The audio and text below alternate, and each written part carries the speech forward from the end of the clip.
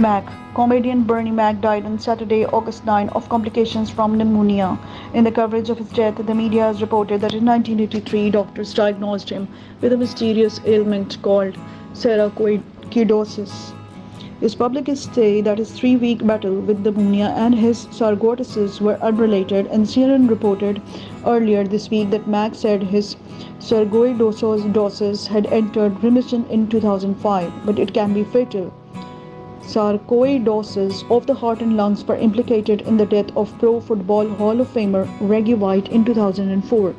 People with the disease typically develop shortness of breath or a dry cough as inflammation cuts down on their lung capacity.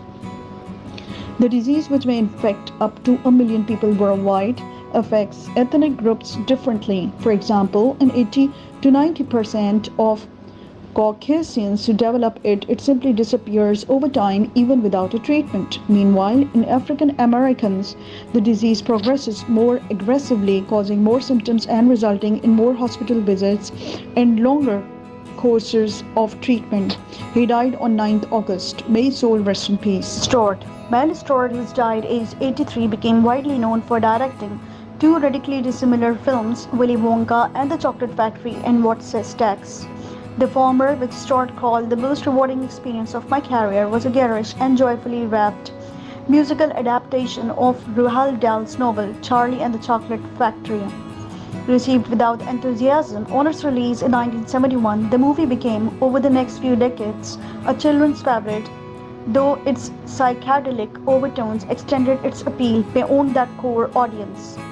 Although I have been a filmmaker for over 40 years, Stuart wrote in 2001, Willy Wonka is one work that has reached out to and has been embraced by a wide audience. Stuart was born Stuart Solomon in New York to Edgar and Kekili Solomon. He graduated from New York University in 1949 with the intention of becoming a composer. Instead, he ended up working at an advertising company, then as an assistant to the avant-garde director Mary Ellen Bluth. His next job as a film researcher on the CBS television series The 20th Century foreshadowed the direction his career would take. In 1959, the producer David Wolper invited Stuart to join a new West Coast documentary production company he had founded. In 1964, Stuart won an Emmy Award for directing The Making of the President, 1960 about John F. Kennedy. He received further Emmys in 1967 for China, The Roots of Madness, and in 1969 for The Making of the President, 1968. The Oscar-nominated 4 Days in November 1964 focused on Kennedy's assassination. Stuart's wife Roberta died last year. He survived by his 3 children, Catherine, Peter, and Andrew, and by 2 grandchildren. Mel Stuart, film director, born 2 September 1928, died on 9th August 2012. May his soul rest in peace.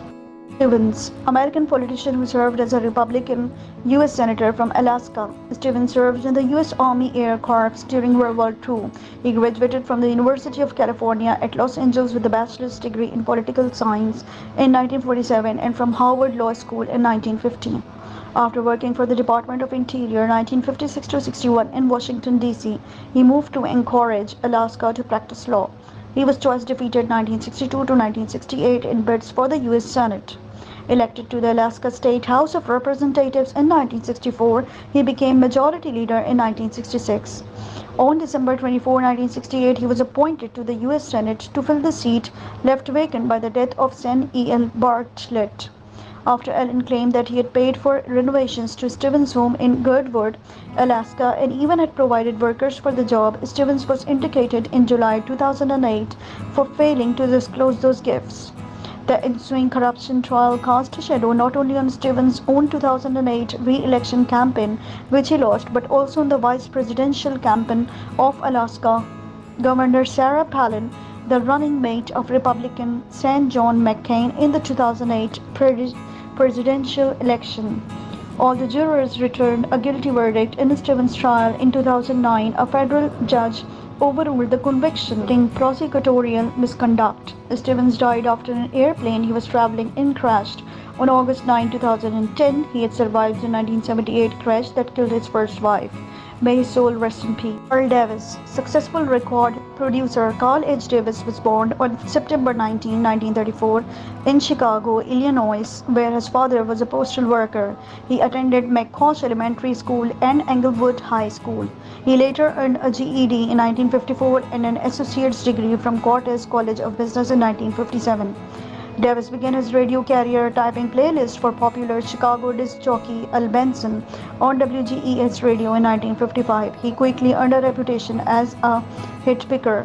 His success allowed him to join the marketing department of Arnold Distributors. Davis was then hired by Brunswick Records when he produced Jackie Wilson's Higher and Higher and Barbara Ackland's Love Makes a Woman. After forming Atlantic's Darker Records, he produced The J Lights and Tryon Davis, Turn Back the Hands of Time and Can I Change My Mind? Davis had 8 grandchildren, lived in Chicago, and managed his own record label, Cheese Sound, until 2012. Davis passed away on August 9, 2012. May his soul rest in peace. At Hitchcock. Patricia Hitchcock O'Connell, who has died aged 93, has acting roles in 3 films directed by her father, Alfred Hitchcock, though she longed to appear in others. I would have loved it if he had believed in nepotism so I could have done more pictures with him, she said in 1997, but he only cast people if he thought they were absolutely right for the part. Auditions were modest. I wanted to act, but I never wanted to be a star, she said in 1984. I knew that stars aren't happy, and it's darned hard work too. Her most memorable performance was in Strangers on a Train 1951. It was slyly funny of a father to cast her as Barbara, a young woman morbidly fascinated by murder, a chip of the whole old Hitchcock. In other words, at a party, she gazes from across the room in slow-dawning horror as the killer, Bruno Robert Walker, demonstrates to another guest his theory that strangulation is the ideal method of murder. Closing his hands around the throat, he glances up to see Barbara staring at him and is reminded immediately of the woman he has already killed. In his delusional state, he almost throttles the volunteer. Joseph predeceased her in 1994. She is survived by their daughters, Terry, Mary, and Katie, as well as by 6 grandchildren and 8 great-grandchildren. Patricia Hitchcock O'Connell, actor, was born on 7th July 1928 and died on 9th August 2021. May her soul rest in peace.